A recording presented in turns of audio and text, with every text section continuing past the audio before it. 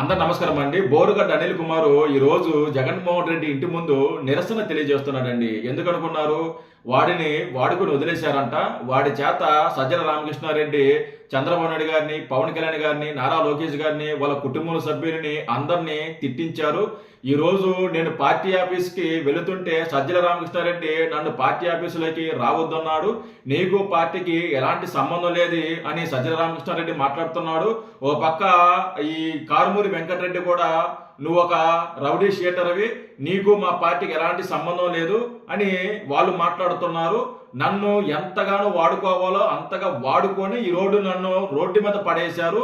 ఇది ఎక్కడ న్యాయం? నాకు న్యాయం జరిపించండి, నాకు సమాధానం చెప్పండి అని జగన్మోహన్ రెడ్డి ఇంటి ముందు కూర్చొని మీడియాతో మాట్లాడుతూ సజ్జల రామకృష్ణారెడ్డిని అలాగే ఈ కారుమూరి వెంకటరెడ్డిని అమ్మన బూతులు తిడుతున్నాడండి. ఈ కారుమూరి వెంకటరెడ్డి లంజా కొడుకు అని లకారాలతో మాట్లాడుతున్నాడు. గతంలో మన నాయకుల్ని ఎలాగైతే మాట్లాడాడో ఇప్పుడు వాళ్ళ నాయకుల్ని ఈ బోరుగడ్డ అనిల్ మాట్లాడుతున్నాడు. ఆ రోజు మనం ఎంత బాధపడ్డాము, మనం ఇష్టపడే నాయకుల్ని తిడుతుంటే, వాడు అంతగా తిడుతుంటే మనం ఎంత బాధపడ్డాము. ఈరోజు ఆ బాధ వాళ్ళకి తెలియాలి, వాళ్ళకి తెలుస్తుంది. ఒకసారి ఈ బోరుగడ్డ అనిల్ ఏం మాట్లాడుతున్నాడో ఒకసారి వినిపిస్తానండి. మమ్మల్ని తిట్టాడు. 10 సంవత్సరాల పార్టీ కోసం కష్టపడినా, 9 నెలలు జైల్లో ఉన్నా, 22 కేసులు పెట్టించుకున్నాం, 3rd డిగ్రీ జరిగింది. ఇవన్నీ అయిపోయిన తర్వాత పార్టీ ఆఫీస్కి వస్తే నేను రాజీనామా ఎందుకు చేశానంటే రిపబ్లికన్ పార్టీకి రామదాస్ అత్వాల్ అనే వ్యక్తి కేంద్ర మంత్రి నన్ను పిలిచి ప్రెస్ మీట్ పెట్టి మాఫీ మాంగో అన్నాడు. నేను చెప్పిన ఆ రోజు భారతమ్మ తిట్టారు, నా కుటుంబం తిట్టారు, చాలా అసాసినేటెడ్ గా మాట్లాడారు, వాళ్ళ గారు పోస్టులు పెట్టారు. నేను అడుగుతున్నా, భారతమ్మ తిట్టిన రోజు కారుమూరి రెడ్డి గారు ఏమైండు? భారతమ్మని భయంకరంగా అసాసినేట్ చేసి మాట్లాడారు.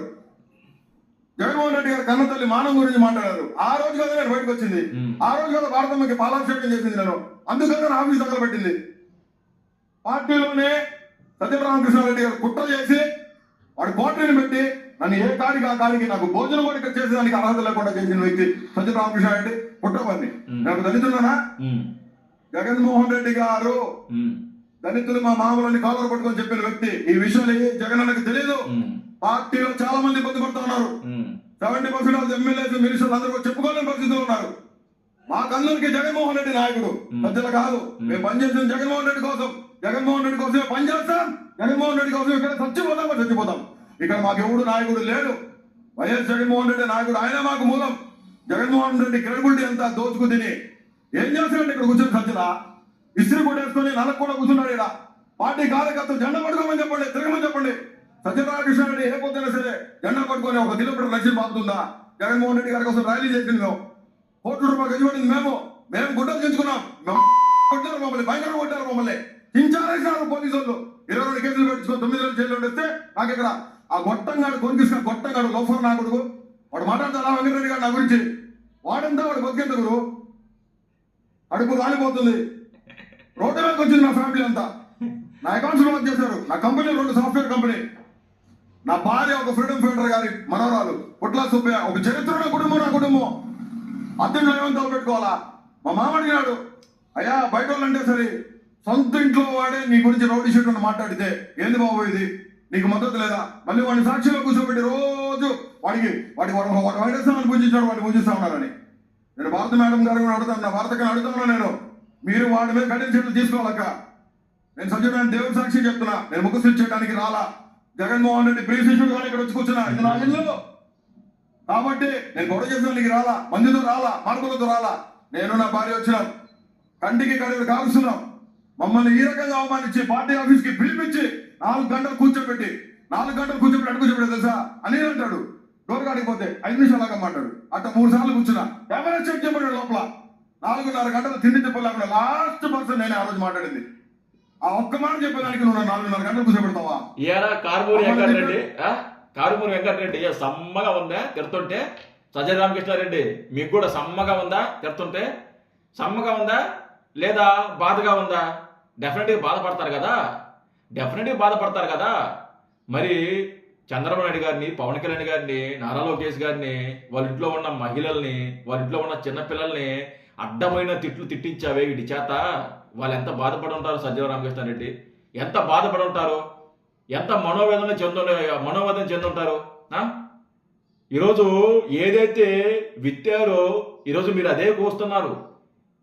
ఏదైతే వీడికి నేర్పించి ఉసిగలిపారో, ఎలాగైతే మాట్లాడమన్నారో అదే మాటలు ఈరోజు మీకు తగులుతున్నాయి. ఈరోజు మీరు అనుభవిస్తున్నారు. దీన్నే కర్మ అంటారు. కర్మ అంటారు దీన్ని. మీరు ఏదైతే ఎత్తుతారో అదే కోస్తున్నారు. ఇప్పుడు అదే కోస్తున్నారు. ఆ రోజు వీడి చేత అడ్డమైన బూతులు తిట్టించారు, లకారాలతో తిట్టించారు. అదే లకారాలు ఈరోజు మీ మీద వాడుతున్నాడు. దానికి సమాధానం చెప్పండి. వాడు చాలా క్లియర్గా చెప్తున్నాడు. సజ్జల రామకృష్ణారెడ్డి తిట్టిమన్నాడు, తిట్టించాడు, తిట్టమన్నాడు. నేను తిట్టాను, నన్ను వాడుకున్నారు, ఈరోజు నన్ను వదిలేస్తున్నారు, ఇది ఎక్కడ న్యాయం అని చెప్పేసి జగన్మోహన్ రెడ్డి ఇంటి ముందు కూర్చొని వాడు మాట్లాడుతున్నాడు. ముందు వాడికి సమాధానం చెప్పండి. మేము గతం నుంచి చెప్పేది ఇదే. వీడికి అంత సీన్ లేదు. వీడు ఇలా తిట్టడానికి కారణం సజ్జల రామకృష్ణారెడ్డి, జగన్మోహన్ రెడ్డి. జగన్మోహన్ రెడ్డి సజ్జల రామకృష్ణారెడ్డి తిట్టమంటేనే వీడు తిడుతున్నాడు.